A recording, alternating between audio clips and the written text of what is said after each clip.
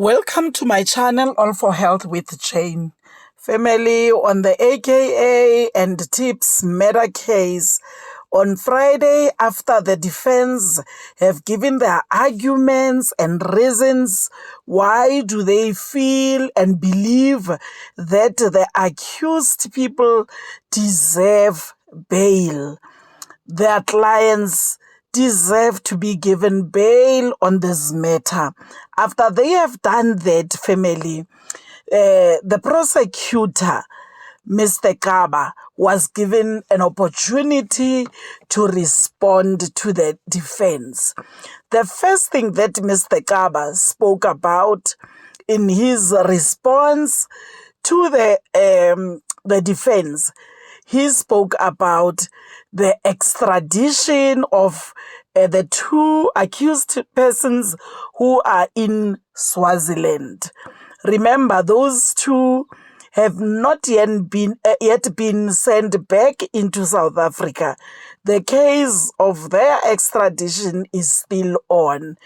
Now, he addressed that by saying, because maybe let me start by saying the defense, in their arguments, they said it would be unfair for these 5 accused to wait for the 2 accused who are in Swaziland, who may take maybe a year to 2 years before the extradition case is finalized.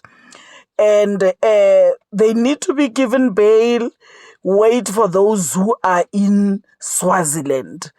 Now the prosecutor is saying there is no way. These people must get bail. And in terms of the extradition, they were promised that it will not even take 6 months. But in case it takes more than 6 months, they are saying as a state that the case needs to continue. With what they have at hand, they must continue with the case. And when those 2 comes to join their colleagues, then the matter will be dealt with at that particular time. But for now, let's continue with the case. And now, after addressing that of extradition, then he spoke about accused number 3. Family, the judge did not understand why is accused number 3 linked with this case, associated with this other 4 or maybe 6 accused persons.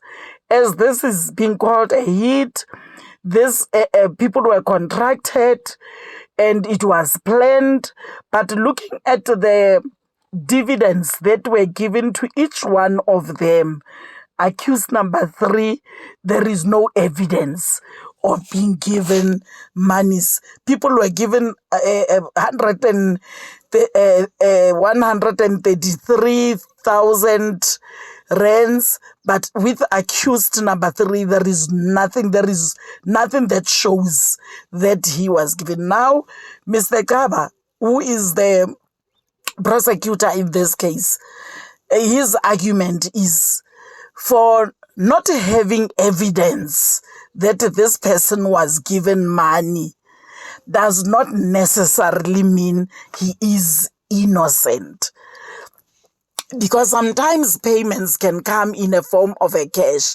It does not necessarily come in a form of bank deposits. A person can be given cash, being what they are still busy investigating, because they did not say they are done with investigations, but they said the investigations are at an advanced state. Being at an advanced stage does not necessarily mean they are done. They are still busy with investigations. Family, let's listen to this clip. Now, which brings me to the issue of extradition. Your worship, it is and must be understood that the DPP KZN has made a request in another country to bring those, to arrest those and bring those back to South Africa as soon as it can possibly be. It's a request. If that request takes its nature to, as there were certain submissions here, 2 years or 3 years or whatever the case may be, which we doubt is going to be like that, at some stage we'll have to make a decision about this trial, about the 4 that we have or any other that might be added, and not be bound by the fact that we still have to wait for that request to be finalized. At some stage a decision will be made. There will be objections, for example. We make an application in court and say, can you give us 2 months, this will be finalized. That court will deal with that application at that stage. Should that court find that it will be a delay, we will proceed with the matter with those that we have arrested. So am I understanding you to say that the trial may proceed against the present applicant before court in the absence of the 2 that are in Swaziland? If that is the eventuality that should happen, it will happen. That's basically what we're saying. All we're saying, Your Worship, is we wish for our request to be attended to as soon as possible. Should it happen that we come to a stage where this matter has to be set down for trial and the request is not yet finalized, we will proceed with those that are here and deal with those 2 as and when the time comes. A request, of course, will be made for whatever. Every time a matter is brought before court, many applications are brought. The presiding officer of the court sitting will deal with that application as and when it is our wish, and we are of the view that it will be done not longer than 6 months. That is what we have. That is the information that we have.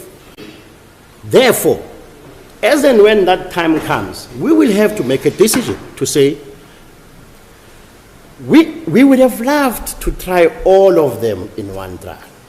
But if the situation is that we cannot, we will proceed with those that we have at the end of the day. The case is not necessarily dependent on the 2 being added.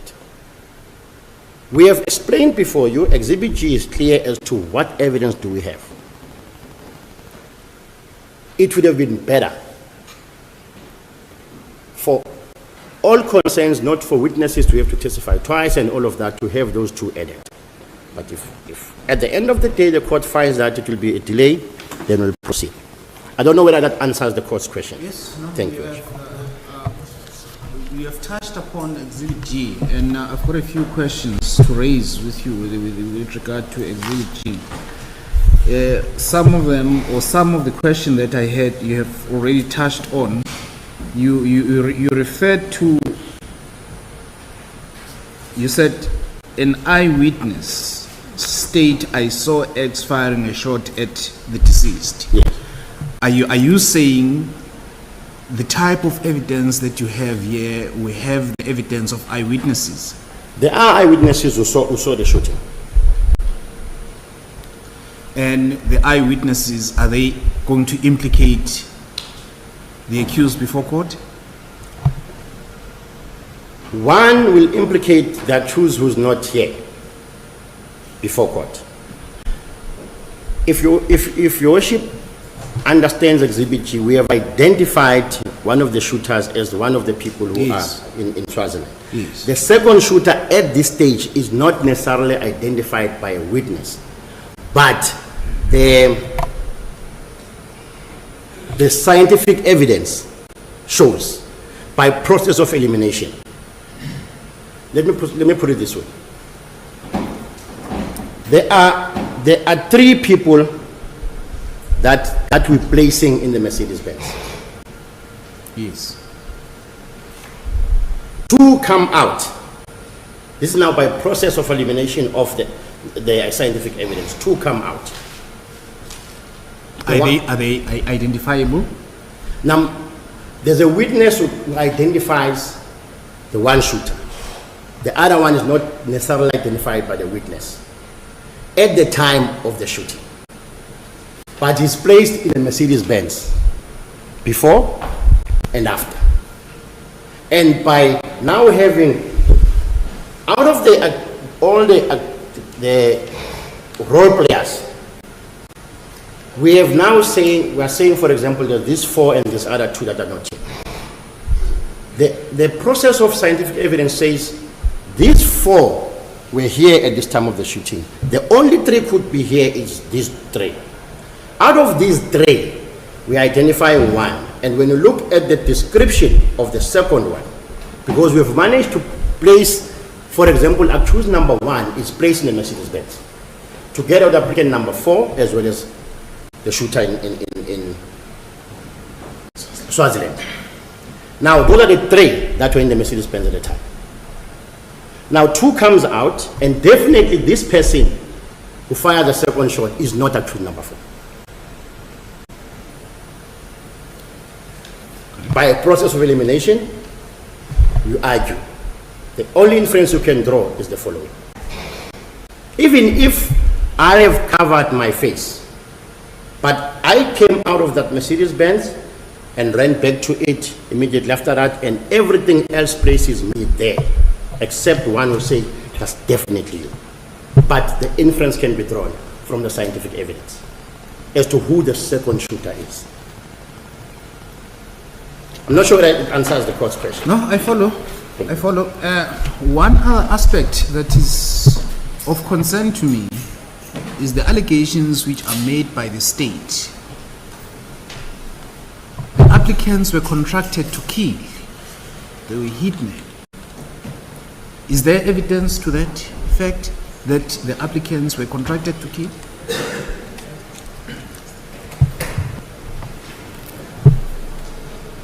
Without giving much in view of the sensitive nature. Yes, I accept it is sensitive, but there is this wide allegation which has been made. These are contracted killers. These are hitmen. Your Worship, if one looks at the evidence of how the murder was committed, how everything else happened, collection of guns, use of stolen vehicles, use of unlawful firearms, shooting thereafter, payments. Inference we are drawing is, these are the hitmen. They were paid equal amounts of money for this job that all of them have done in view of the roles that they have played in the commission of the offense. Bearing in mind that hitmen do not necessarily have to know the reason why they are committing the offense. They are killing. They don't even have to know the motive. What is important to them is we do the job, we get paid. Now, the planning, the evidence showing the planning that from the time that the deceased number 1 arrived, he was followed. From the time he arrived at the airport, he was followed. Where was he taken to? What happened?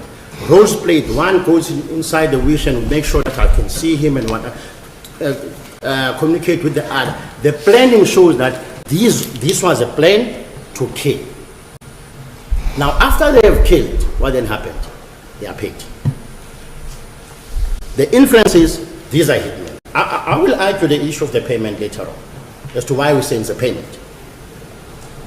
But the fact of the matter is that is the evidence. Therefore, you don't necessarily at this stage to say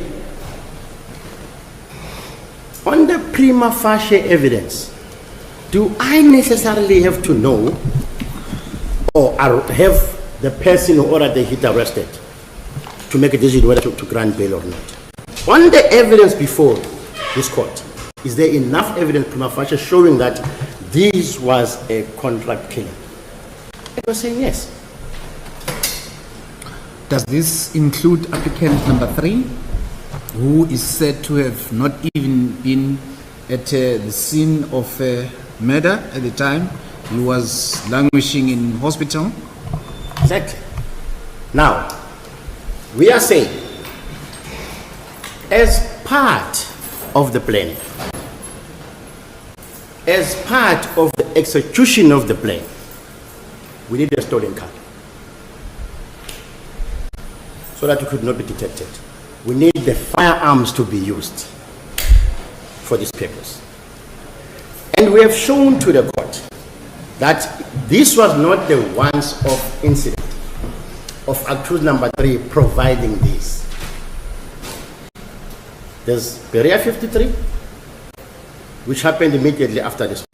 We have shown to the court that this is the role that accused number 3 is playing, where he says, arrangements made, come and fetch the tools to be used. He gives. And then after the tools have been used and after everything has been, it's brought back to keep it for us. That is in February. In March, Berea 53, same thing happens. He gives them the Mercedes-Benz, he gives them the cards. Unfortunately, the Mercedes-Benz got damaged, they dumped it. But the bottom line is, his role is, I will keep the tools and whenever you use them, you need to use them. So that the police cannot easily detect what is going on. The rest of the team comes from the north, he comes from the south. Again, applicant number 3, he is not part of the people that are paid. He doesn't receive 133,000. How do we associate him with this group of the so-called hitmen?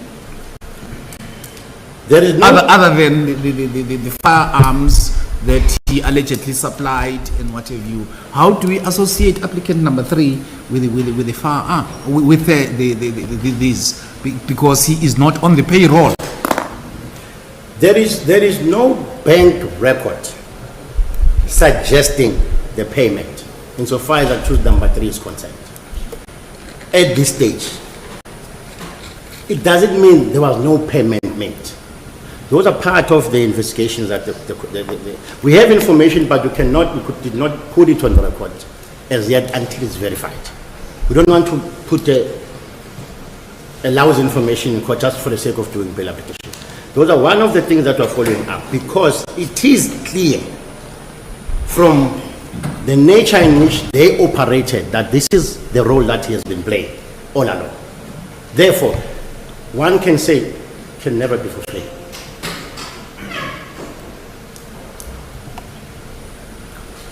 In trying to make the court understand is, at this stage, that is his link. We are still investigating. It could have been a cash payment. We are following that. But we're presenting what we have at the moment. May I approach my... Yes.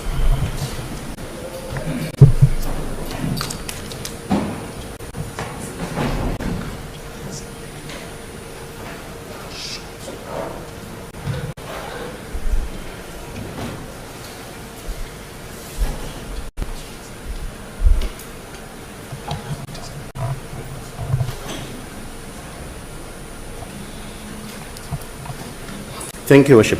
I'm reminded of something as well, Worship, that I might argue on this aspect.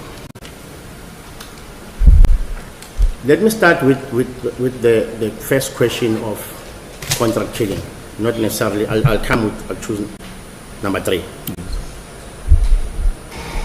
We have led evidence that accused number 5 opened that bank account on the very same day the matter was, the money was transferred. Soon thereafter, the account was closed again. Just to show the information that we are following up. After the shooting, there has been an exposure on applicant number 3, developing houses and everything of that nature immediately after the shooting. He is not employed. He alleges he's washing cars, but the amount of the houses he developed brings up a. That is something that I said earlier on, Your Worship, that we are following up, that there might not have been transaction, but a cash payment. However, the bottom line at this stage is, did he play a role? And what role? And it can never be that he offered these tools for free. More especially in this kind of, if I can put it loosely, a job that has been given. It was not any simple individual. If I don't want to say I'm equating him to other people, more than that. But the stature of disease number one would say, but even the amounts that we alleged were paid.